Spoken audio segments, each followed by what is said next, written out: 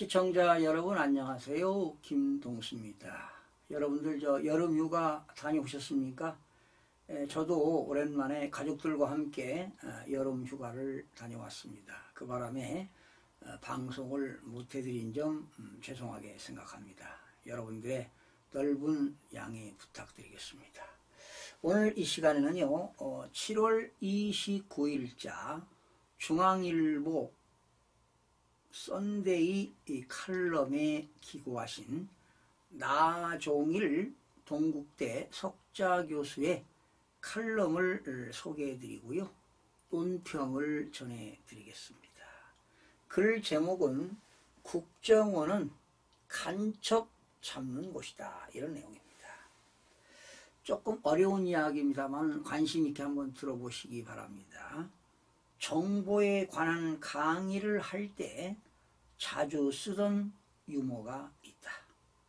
지난 세기 그 규모나 특권에 걸맞는 능력을 자랑하던 정보기관으로는 소련의 KGB와 동독의 슈타지를 든다.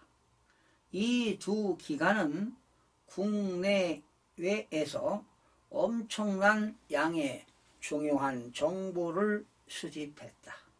그런데 이 유능한 정보기관들이 끝까지 챙기지 못한 가장 중요한 정보가 있었다. 무엇일까?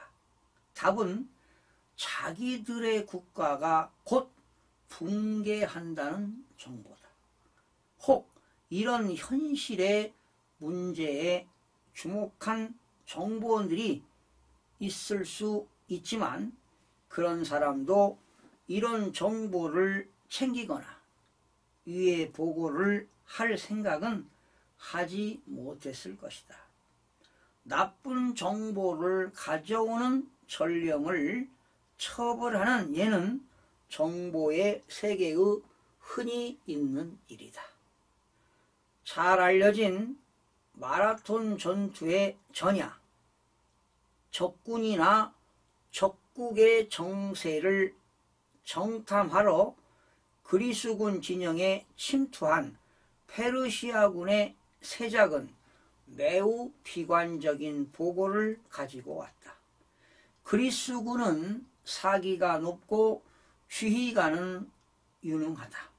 특히 중무장 보병은 그 위력이 대단하다. 내일 전투의 전망은 매우 어둡다. 지휘관은 세작을 크게 질책을 하면서 이런 이야기를 다시 하지 못하도록 엄히 다스렸다. 폐하께서 내일의 대승을 기대하고 계시는데 이런 말로 심기를 어지럽힌다면 아군의 사기를 저해한다고 크게 노하실 것이기 때문이었다.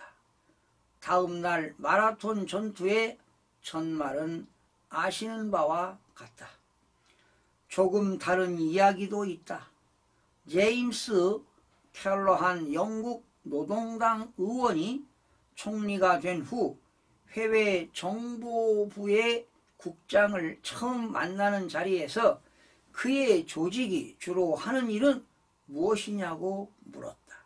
국장은 이렇게 답했다. 제가 하는 일은 총리께서 듣기 싫어하실 이야기를 해드리는 것입니다. 정보의 세계에서 정책과 정보는 분리해야 하는 것은 가장 기본적인 상식으로 알려져 있다. 그렇지만 현실에서는 기본적인 상식이 반드시 잘 지켜지는 것은 아니다. 선진국들의 경우를 살펴봐도 이 문제가 그렇게 단순하지만은 않다는 생각을 가끔 한다. 더구나 우리의 경우는 단순히 정보와 정책의 분리뿐만이 아니라 정보와 정치의 분리도 심각한 문제가 아닌가 하는 생각도 하게 된다. 오래전의 이야기다.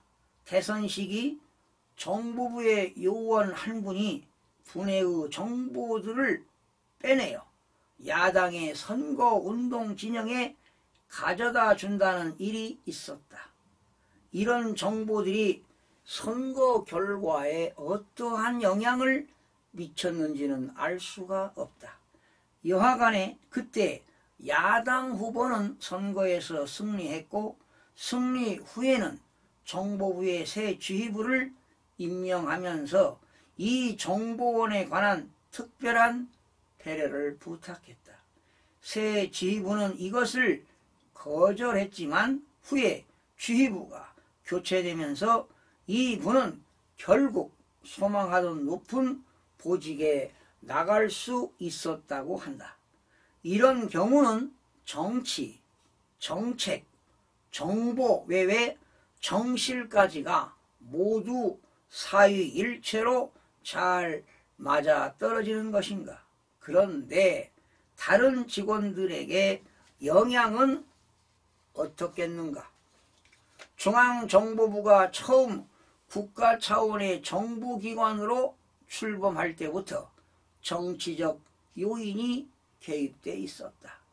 그 후 정도의 차이가 있을지라도 역대 정권은 국가정보원을 국가의 차원에서라기보다 자신들의 정치의 차원에서 생각해 온 것 같다.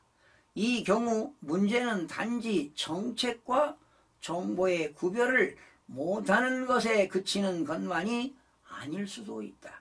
어떤 특정한 개인들의 정실이나 이해관계가 인사에 영향을 미칠 수도 있다.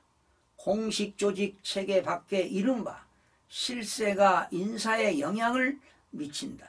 외외적으로 빠른 진급 등의 동향, 선후배 혹은 실세와의 관계 등이 거론된다. 이런 일은 특히 계급 정년 제하의 국정원 요원들에게는 사기나 업무 추진에 심각한 문제가 제기된다. 원장의 잦은 교체로 원의 업무에 차질이 빚어지는 것도 같은 차원의 문제다. 그리고 당연히 이런 상황에 대한 책임은 국정원 직원들이 아닌 정치권에 있다. 다른 무엇보다 이런 것이 바로 선진국 수준을 자랑하는 한국의 국가정보원에 남아있는 전 근대적인 적폐다.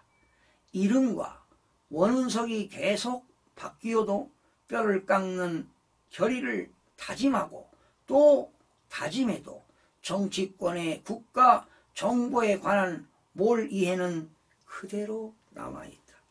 새로 들어서는 정부마다 국정원과의 관계에 문제들이 있었지만 지난 정부 때의 국정원은 과거의 예와는 차원이 다른 어려움을 겪지 않았는가 하는 생각이다. 외부에 알려진 소식들이 사실이라면 전 정부의 입장은 국정원의 개혁이 아닌 폐기 차원의 접근이 아니었나 하는 생각이 들 정도이다. 간첩 수사를 오히려 지휘부가 가로막는다거나 국정원 직원의 행동 반경을 제한하고 간첩 수사를 아예 경찰로 이관하는 무리한 조치를 강행하면서도 경찰이 이 새로운 임무를 감당할 준비에는 별다른 관심도 없었다니 도대체 무슨 의도였는지 이해가 되지 않는다. 그보다 더 심각한 문제는 국정원의 메인 서버를 외부에 공개하는 극단적인 일까지도 있었다고 한다. 과연 국정원이 앞으로 이런 치명적인 상처를 치유하고 국내외에서 국가의 정보기관으로 정상적인 업무를 수행할 수 있을 것인지 의문이다. 이것은 국정원 차원의 문제가 아니다. 무엇보다 먼저 정치권에서 국가정보원에 관한 바른 인식과 폭넓은 합의가 필수적이다. 김대중 대통령 때 국정원장이던 신건은 햇빛 정책의 성공을 위해서는 간첩을 잘 잡아야 한다는 말을 남겼다. 북한이 대한민국을 전복시키려는 기도를 포기해야 햇볕 정책에 진지하게 응할 것이기 때문이다. 참 의미 있는 이야기인 것 같습니다. 여러분 어떻게 들으셨습니까? 제가 국가정보원법 몇 가지를 좀 소개해 드리겠습니다. 국정원은요, 운영에 있어서 정치적 중립성을 유지해야 됩니다. 그리고 국정원은 국민의 자유와 권리를 보호해야 합니다. 이 말은 정보와 정치는 분리되어야 하는 것입니다. 지난 정부 국정원은 간첩 수사를 막았습니다. 잘못됐죠. 국정원은 바로 간첩을 잡는 겁니다. 그보다 더 심각한 문제는 국정원의 메인 서버를 외부에 공개하는 극단적인 일까지도 있었다고 합니다. 국가정보원장, 국가정보원 차장, 차장에도 1차장, 2차장이 있죠. 그리고 기획조정실장과 그 밖의 직원은 국가정보원법에서 정하는 정보의 수집 목적에 적합하게 정보를 수집해야 합니다. 또한 수집된 정보를 직무 외유 용도로 사용해서는 절대로 안 됩니다. 특히 정당이나 정치단체에 가입하거나 정치활동에 관여하는 행위를 해서는 절대로 안 됩니다. 한마디로 지금 현재 우리 사회는 지금 총성 없는 내전 상태에 빠져 있습니다. 이대로 가면 내년 봄 총선이 우리 자유민주주의 체제 운명을 가늠할 최대의 분기점이 될 수도 있다고 보입니다. 여러분, 국정원의 직무는 국외뿐만 아니라 북한에 관한 정보입니다. 그리고 방첩, 바로 방첩은 간첩을 잡는 일입니다. 그리고 대테러, 그리고 국제범죄 조직에 관한 정보, 형법 중 내란의 죄, 외환의 죄, 그리고 군 형법 중 반란의 죄, 그리고 암호 부정 사용의 죄, 이러한 정보들을 국정원에서 수집하고 작성해서 배포하는 것입니다. 그러한 직무를 효율적으로 수행하는 인식전환이 절실할 때라고 봅니다. 시청해 주신 여러분 고맙습니다. 다음 시간에 뵙겠습니다.